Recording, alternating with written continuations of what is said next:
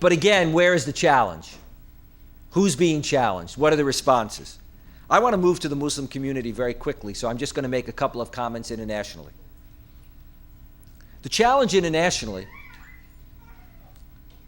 is for Muslim countries, the vast majority of whose rulers are authoritarian, to indeed think about what is best for their people long term and to open up the system. It is for Muslim rulers to indeed show that they believe in self-determination, but here self-determination for their own people, to allow people to participate more politically, to allow people to choose the direction of their societies, to allow people to discuss and debate the role of religion in society,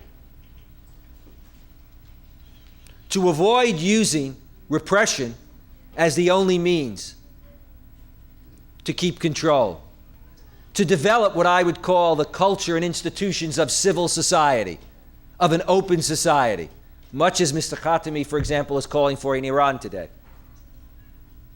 Without that, one will simply perpetuate authoritarianism, whether it's secular or religious. The challenge to Western governments is to walk the way they talk. That is, if Western governments are going to say that they believe in self-determination and democracy, then it must be for everyone. You can't have a double standard. You can't talk about the promotion of democracy in some parts of the world, but not in the Middle East and in many parts of the Muslim world.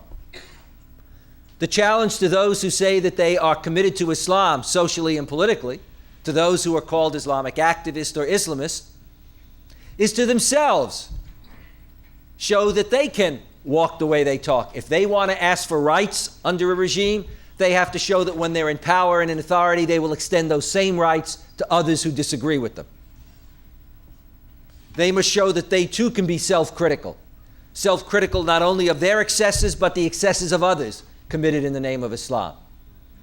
So self-determination and self-criticism are in fact what indeed Muslim countries, the West, Islamic activists, and indeed all of us are called in common to share. But in fact, what most of us tend to do is to compare our ideal to somebody else's reality.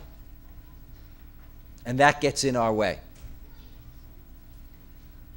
We look at somebody else and we see all their faults and we say, it's not our fault, it's their fault. We're beyond that. Christianity isn't like that, it's what Islam's about. Islam isn't like that, it's what Christianity's about. The West isn't like that, it's the way Muslims are. So each one is calling the other militant, each one is calling each other whatever, neo-colonialist, etc. That level of self-criticism is a very difficult thing to move to.